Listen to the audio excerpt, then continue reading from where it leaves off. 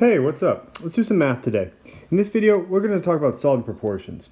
Now, what we're going to be doing is we're going to be kicking up the proportions. And so right here you can see how I have sort of a back in the day thing, and then eventually I'm going to reveal the now part.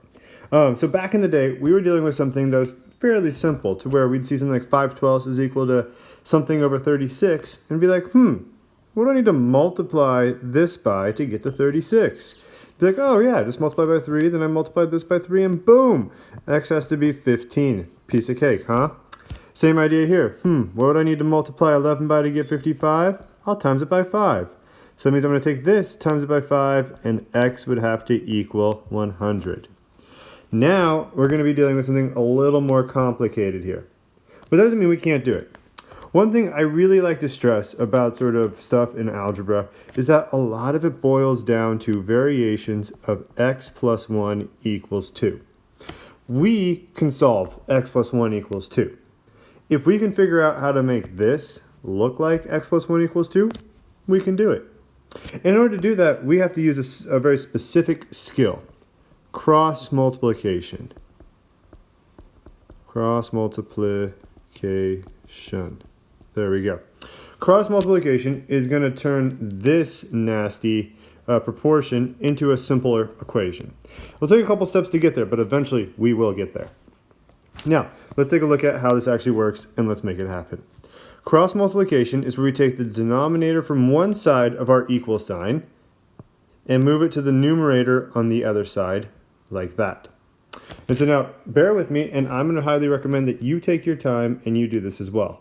Write out 5 times the quantity 3x minus 3 is equal to 12 times the quantity x plus 2. Don't try to do all the distribution at once, okay? I see many students make this mistake, and in fact, when I rush, I make the same mistake, where I don't do the distribution accurately. So now we take our time, distribute. 15x minus 15 is equal to 12x plus 24. At this point, we're slowly getting something that looks more like x plus 1 equals 2. Still a little complicated, but we'll get there. We'll subtract 12x from both sides, and we'll add 15 to both sides. And so that leaves me with 3x is equal to 39. Divide both sides by 3, and I have x equals 13. All right. And very good, and that's it. That's how we solve these proportions. Now what I want to do is show you a couple more examples of this cross multiplication process. I want to show you a couple of different looks you're going to get here. So the way it's going to work is you might have the variables in the denominator. You might have them all on one side, like the left or the right, or you could have them in the numerator. No matter what the look is, the process is the same. Use cross multiplication to solve. So let's zone in on number 1 here. Again, we're going to take this, distribute it, or move it over to the other side by multiplying. So we'll have 4 times the quantity x plus 5 is equal to 3 times the quantity x minus 2. When we end up solving, or so now we take the time to distribute, so 4x plus 20 is equal to 3x minus 6. And here, we're going to get lucky. Normally, or usually, sometimes, with proportions, you might get very awkward answers, very dirty, or just kind of weird fractions, stuff like that. This time, it's going to work out kind of nicely, because I'll subtract 3x, I'll subtract 3x, I'll subtract 20, subtract 20. And what that gives me is just x equals negative 26. All right, but it could have easily been a weird fraction. So just consider this a warning. When you're solving proportions, you might get some odd fractions. Totally fine. Leave them in fraction form. All right, now, this one we need to talk about in more detail. So let me go set it up here. All right, one thing I want to point out is this. Negative 3/4 with the negative sign off to the side is the same as saying negative 3/4 with the negative sign in the numerator, or 3 over negative 4 with the negative sign at the denominator. However, it does not equal negative 3 over negative 4. So the moral of the story here is that we need to pick. Are we going to put the numerator or the negative sign in the numerator, or are we going to put it in the denominator? For me, I don't know. I like having it in the numerator. I think that's going to make life a little bit easier for us. So, and let me show you why. I'm going to distribute, or I'm not going to, distribute. I'm going to do my cross multiplication. So I'll have 4 times 2x minus 1 is equal to negative 3 times the quantity 3x plus 1. By moving the negative up to here, I didn't have to try to cross multiply. It's kind of staying on the right hand side. If I put it down in the denominator, then I need to move it over to the left, and I could have lost it. So that's why I wanted to keep it in the numerator. Now, take my time, distribute.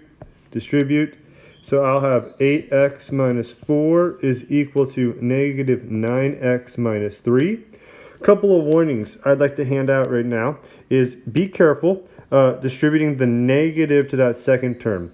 Many students often forget about it and make this plus 3, which is wrong. So you'll get the wrong answer if you do that. The other thing I want to point out here is I see a negative 9 and an 8. You might think, oh, they're going to cancel, or they're going to kind of reduce down to negative x. Not the case, okay? Be careful, take your time. Add 9x to both sides, and when you do that, you're going to realize you have 17x on one side.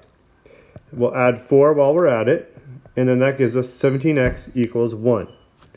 Again, take your time, show your work, divide both sides by 17, and here's one of those weird, odd fractions I was talking about. But it's a valid answer. It works. It is the answer there. All right, finally, let's take a look at this example. So again, we're going to cross multiply. So I have 2 times the quantity, x plus 7, is equal to negative 6 times the quantity, 3x minus 4. Do my distribution, 2x plus 14 is equal to, and be careful with the negative signs, negative 18x plus 24. Not minus 24, so remember negative times negative is positive. And now let's work on moving everything over to their respective sides. So I'm going to put all the variables on the left, and I'm going to put all the numbers on the right. And again, we have another warning or something to talk about here. I'm left with 20x is equal to 10. Many students see 20, they see 10, they know they have to divide, they think the answer is 2. But by taking your time, showing your work, we'll see that x is equal to 1/2. We box it, we walk away. Now, just to kind of recap everything. 1, don't forget about this. You have to pick a side. Pick the top, pick the bottom with negatives. But when it comes to these proportions, it doesn't look like x plus 1 equals 2, but it is no different than x plus 1 equals 2. It has the one extra step. Cross multiply. By cross multiplying, you're slowly getting there. So good luck on your practice, and let me know if you have any questions.